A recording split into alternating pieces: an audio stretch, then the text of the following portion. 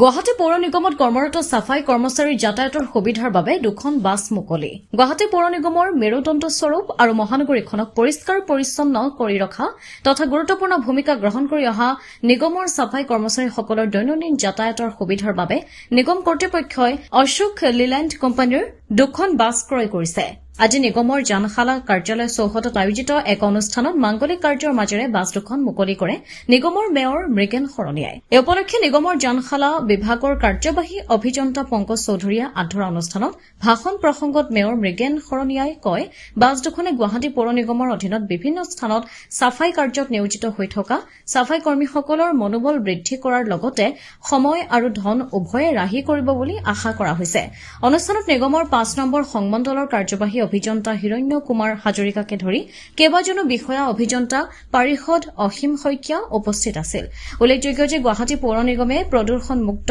ভাৰত অভিযান আঁচনিৰ অধীনত কিছুদিন পূৰ্বে 3খন পানী ছটিওৱা বাহন ক্ৰয় কৰিছিল বৰ্তমান গুৱাহাটী চহৰৰ পথৰ পৰিষ্কাৰ ব্যৱস্থা অতি কাৰ্যক্ষম আৰু পৰিৱেশ সুলভ কৰিবলৈ 3খন পানী ছটিওৱা বাহন ক্ৰয় কৰিছে এতিয়া মুঠ 6খন পানী ছটিওৱা বাহনে চহৰৰ বিভিন্ন পথত ধূলিৰ উপদ্ৰৱ কিছু হলেও নিয়ন্ত্ৰণ কৰাত সহায় কৰিব ফলত নাগৰিকসকলে অলপ হলেও সকাহ লাভ কৰিব বুলি আশা প্ৰকাশ কৰা হৈছে নিউজ ৰিপৰ্ট অমৃত নিউজ 24/7 অমৃত প্ৰবাহ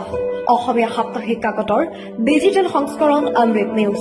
সত্যৰ সন্ধানত অমৃত নিউজ